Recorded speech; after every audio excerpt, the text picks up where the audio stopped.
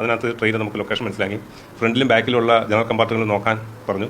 അങ്ങനെ ബാക്കിൽ നോക്കിക്കൊണ്ടിരുന്ന പെട്ടെന്ന് തന്നെ ഫ്രണ്ടിലും കുറച്ചുപേർ നോക്കി. അപ്പോൾ ഫ്രണ്ട് കമ്പാർട്ട്മെൻറ്റിൽ കുട്ടികളുണ്ടെന്ന് മനസ്സിലാക്കി അവരന്നേരം തന്നെ എടുത്തു കൊണ്ടുവന്നു. ഇപ്പോൾ കാണാതെ പോകുമ്പോൾ കാണിക്കുന്ന വിഷമങ്ങൾ അതിൻ്റെ 100-1 പോലും നമുക്ക് ഇവരെ വളർത്തുന്നതിന് എടുക്കണ്ട, ശ്രദ്ധിച്ചാൽ.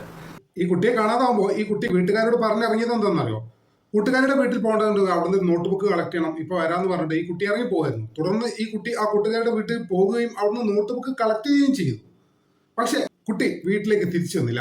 ഇയാളുടെ തൊഴിൽ എന്ന് പറയുന്നത് മുനമ്പം, ചെറായി പോലുള്ള ഏരിയകളിൽ ഐസ് കച്ചവടം ചെയ്യുന്ന, ബീച്ചിൽ ഐസ് കച്ചവടം ചെയ്യുന്ന ഒരു ആളാണ് ഇയാൾ.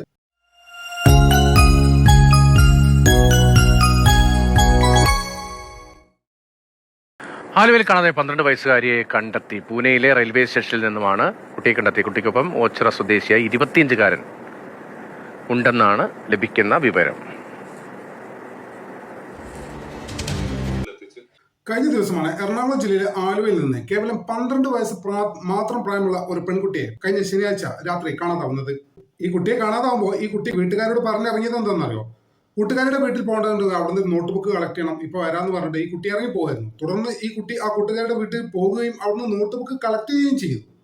പക്ഷെ കുട്ടി വീട്ടിലേക്ക് തിരിച്ചു വന്നില്ല. ഇതിനെ തുടർന്ന് ഈ കുട്ടിയുടെ വീട്ടുകാർ വ്യാപകമായിട്ടുള്ള തെരച്ചിൽ, ഈ പറഞ്ഞ ആലുവയുടെ പരിസര പ്രദേശങ്ങളിലൊക്കെ വ്യാപകമായിട്ടുള്ള തെരച്ചിൽ നടത്തി. പക്ഷെ അതിനൊന്നും ഫലം ഉണ്ടായില്ല. അവസാനം ഇവർ പോലീസിൽ കംപ്ലൈന്റ് ചെയ്തു. പോലീസിൽ കംപ്ലൈന്റ് ചെയ്ത ആദ്യഘട്ടത്തിൽ പോലീസുകാർക്ക് ഇത് പെട്ടെന്നൊരു പരാതി കിട്ടിയതല്ലേ, എന്താ ഏതാന്നൊക്കെ ട്രേസ് ചെയ്യാൻ അത്യാവശ്യം സമയം എടുക്കുമല്ലോ. എന്തായാലും അവർ ട്രേസ് ചെയ്തു. കാര്യമായിട്ടുള്ള തുമ്പൊന്നും അന്വേഷണത്തിന്റെ ആദ്യഘട്ടത്തിൽ കിട്ടാത്തപ്പം ഈ മിസ്സായ കുട്ടിയുടെ വീട്ടുകാർ പോലീസുകാരെ കുറ്റപ്പെടുത്തുന്ന സാഹചര്യമൊക്കെ ഉണ്ടായി. അങ്ങനെ കുറ്റപ്പെടുത്തുന്നതിൽ ഒരു കാര്യമില്ല. ഒരു കേസ് കിട്ടി, അതിന്റെ പ്രൊസീജിയറിലല്ലേ അത് നീങ്ങാൻ പറ്റുള്ളൂ. എടുത്തോ പിടിച്ചെന്ന് പറഞ്ഞിട്ട് പോലീസുകാർക്ക് എന്തെങ്കിലും ചെയ്യാൻ പറ്റുമോ? അത് അപ്പൊ അങ്ങനെ കുറ്റപ്പെടുത്തുന്നതിൽ കാര്യമൊന്നും വിശ്വസിക്കുന്നില്ല. എന്തായാലും വ്യാപകമായിട്ടുള്ള തെരച്ചിൽ പോലീസ് ഉൾപ്പെടെയുള്ള സംഘം ഈ പറഞ്ഞ പ്രദേശങ്ങളിലൊക്കെ നടത്തി. ഈ പെൺകുട്ടി സ്വന്തമായിട്ട് മൊബൈൽ ഉപയോഗിക്കുന്ന ആളൊന്നും കേട്ടോ. ഈ കുട്ടി വീട്ടിൽ നിന്ന് ഇറങ്ങുന്ന സമയത്ത് അമ്മൂമ്മയുടെ കൈവശം ഉണ്ടായിരുന്ന ഫോൺ അവരോട് പറയാതെ എടുത്തിട്ടാണ് ഈ കുട്ടി വീട്ടിൽ നിന്ന് ഇറങ്ങിയത്. അങ്ങനെ വ്യാപകമായിട്ടുള്ള തെരച്ചിൽ പോലീസും നാട്ടുകാരും വ്യാപകമായിട്ടുള്ള തെരച്ചിൽ സമയത്താണ് കുട്ടി ഇൻസ്റ്റഗ്രാം ഉപയോഗിക്കുന്നുള്ള വിവരം പോലീസിന് ലഭിക്കുന്നത്. അതിനെ തുടർന്ന് ഈ കുട്ടിയുടെ ഇൻസ്റ്റഗ്രാം പ്രൊഫൈൽ പരിശോധിച്ച് സമാന പ്രായക്കാരായ ആളുകൾ, ഈ കുട്ടിയെ ഫോളോ ചെയ്യുന്ന ആളുകളെ പോലീസ് കണ്ടെത്തുന്നു. അതിനെ തുടർന്ന് ഇവരുമായി സംസാരിച്ച പോലീസിന് ഒരു കാര്യം മനസ്സിലായി, ഈ കുട്ടിക്ക് ഒരു ആൺ സുഹൃത്തുണ്ട് എന്നുള്ള കാര്യം. അങ്ങനെയാണ് പോലീസിന് ലഭിക്കുന്നത്.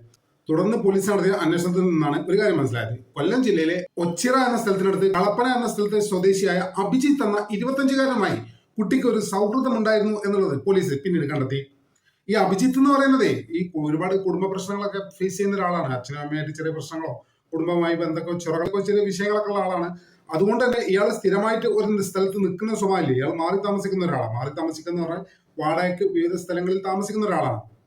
മാത്രമല്ല ഇയാളുടെ തൊഴിൽ എന്ന് പറയുന്നത് മുനമ്പം, ചെറായി പോലുള്ള ഏരിയകളിൽ ഐസ് കച്ചവടം ചെയ്യുന്ന, ബീച്ചിൽ ഐസ് കച്ചവടം ചെയ്യുന്ന ഒരു ആളാണ് ഇയാൾ. അങ്ങനെ ഈ അഭിജിത്തിന്റെ വിവരം കിട്ടിയ പോലീസ് പിന്നെന്തായിട്ട് ഈ അഭിജിത്തിന്റെ ഫോൺ ലൊക്കേഷൻ ട്രേസ് ചെയ്യാൻ നോക്കി. ഈ കുട്ടിയുടെ ഫോൺ ലൊക്കേഷൻ, അതായത് വല്യമ്മയുടെ ഫോൺ എടുത്തിട്ടാണ് ഈ കുട്ടി പോയത്. അതിനെ ട്രാക്ക് ചെയ്യാൻ പോലീസ് ആദ്യഘട്ടത്തിൽ ശ്രമിക്കുന്നുണ്ട്. അത് സ്വിച്ച് ഓഫ് ആയതുകൊണ്ട് തന്നെ പോലീസിന് അത് സാധിക്കാതെ വരുന്നു. തുടർന്ന് ഈ അഭിജിത്ത് എന്ന 25-കാരന്റെ കൊല്ലം കളപ്പന സ്വദേശിയായ 25-കാരന്റെ മൊബൈൽ ട്രേക്ക് ചെയ്യണം പോലീസ്. അങ്ങനെയാണ് പോലീസ് ഇവരുടെ ലൊക്കേഷൻ ആദ്യഘട്ടത്തിൽ കണ്ണൂരും പിന്നീട് കാസർഗോഡും തുടർന്ന് മംഗലാപുരം വഴി ഗോവയിൽ എത്തിയിട്ടുണ്ടെന്നുള്ള വിവരം പോലീസിന് ലഭിക്കുന്നത്. ഇൻസ്റ്റാഗ്രാമിലൂടെ ഒരു കൂട്ടുകാരി ഇങ്ങനെ ആ പയ്യനെ ഫോട്ടോ കാണിച്ചിരുന്നത് പോലെയാണ് ഈ പയ്യനാണെന്ന് പറഞ്ഞു. അങ്ങനെ അവൻ്റെ ഡീറ്റെയിൽസ് കളക്ട് ചെയ്തപ്പോഴത്തേക്ക് ഏകദേശം ഓച്ചിറ ക്ലാപ്പന സ്വദേശിയാണെന്ന് മനസ്സിലായി. അത് ഒരു ബ്രോക്കൺ ഫാമിലിയിൽപ്പെട്ട ഒരു പയ്യനാണ്. പയ്യന് അമ്മ അച്ഛനും ഒക്കെ ആയിട്ട് മാറി നിൽക്കുകയാണ്. വീടുകൾ പ്രത്യേകിച്ചില്ല. അവർ ഇങ്ങനെ വാടകയ്ക്ക് താമസിക്കുന്ന 2 പയ്യന്മാരാണ്.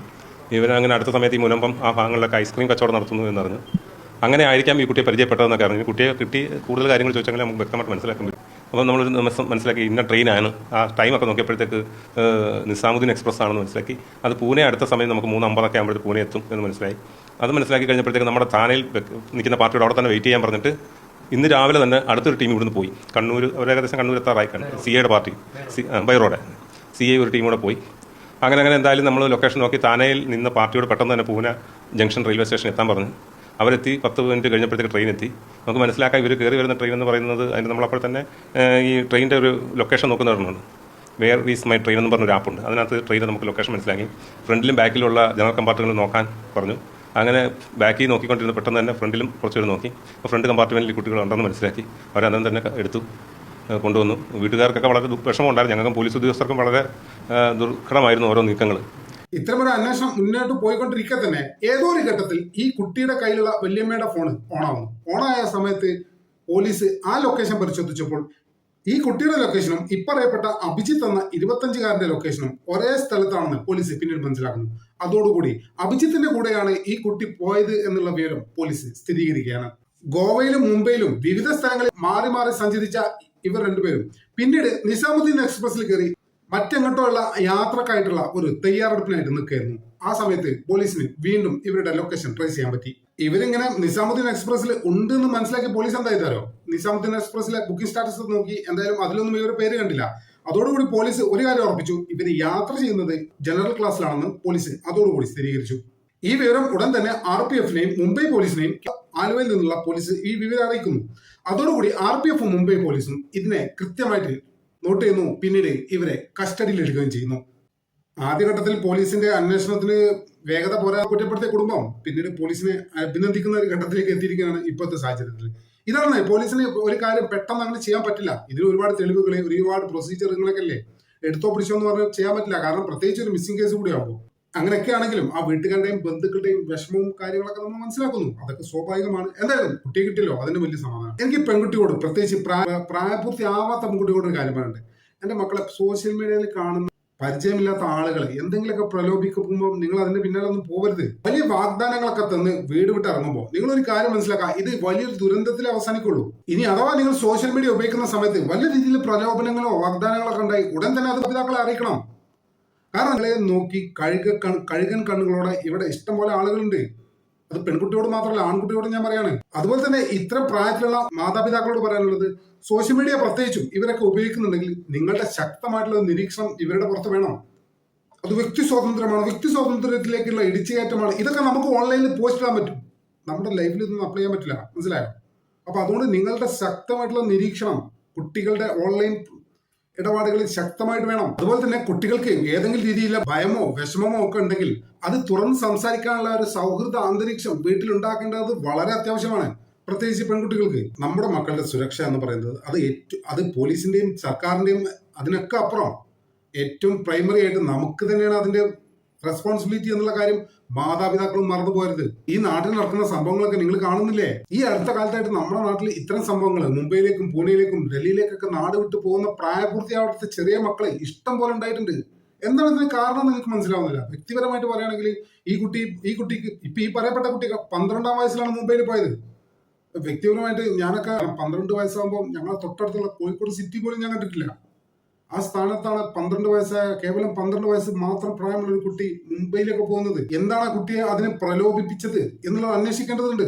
അതുപോലെ തന്നെ 25-കാരനായ ഈ പറയുന്ന കൊല്ലം കളപ്പന സ്വദേശിയായ ഈ ഐസ് കച്ചവടക്കാരൻ എന്തിനാണ് 25 വയസ്സായ ഒരാള് കേവലം 12 വയസ്സ് മാത്രം പ്രായമുള്ള ഒരു കുട്ടിയെ മുംബൈയിലേക്ക് കൊണ്ടുപോയത് എന്നുള്ളത് അന്വേഷിക്കേണ്ടതുണ്ട്. അയാളുടെ ഫോൺ രേഖകൾ പരിശോധിക്കേണ്ടതുണ്ട്, അയാളുടെ ബന്ധങ്ങൾ പരിശോധിക്കേണ്ടതുണ്ട്. ഇതങ്ങനെ നിസ്സാരമായിട്ട് നമുക്ക് കാണാൻ പറ്റില്ല. ഇയാളുടെ ഉദ്ദേശം എന്താണെന്നറിയോ? കേവലം 12 വയസ്സ് മാത്രം പ്രായമുള്ള ഒരു കുട്ടിയെ മുംബൈ പോലെ ഇന്ത്യയിലെ തന്നെ ഒരു മഹാനഗരത്തിലേക്കോ കൊണ്ടുപോകാന്ന് പറഞ്ഞാൽ ഇയാൾ എന്തിനു കൊണ്ടുപോയി? ഇത് സംശയാസ്പദമാണ്. കൃത്യമായിട്ടുള്ള പരിശോധനയും അന്വേഷണവും ഈ കാര്യത്തിൽ വേണം. എന്തായാലും 2 കണ്ണും 2 കാലും 2 കൈയും മാത്രം പോരാ കുട്ടികളെ സംരക്ഷിക്കാൻ എന്നുള്ളത് ഈ സംഭവം ഒരിക്കൽ കൂടി നമ്മളെ ഓർമ്മപ്പെടുത്തുകയാണ്. എന്തായാലും നമ്മുടെ ചാനൽ ഇതുവരെ സബ്സ്ക്രൈബ് ചെയ്യാത്ത ആളുകൾ ഇപ്പോൾ തന്നെ സബ്സ്ക്രൈബ് ചെയ്ത് പിന്തുണ തരണമെന്ന് വളരെ വിനീതമായ മറ്റു വീഡിയോ ഒട്ടും വേഗം തന്നെ കാണുമെന്ന പ്രതീക്ഷയോടെ അത്ര കാലത്തേക്ക് ഇവിടെ പറയുന്നു.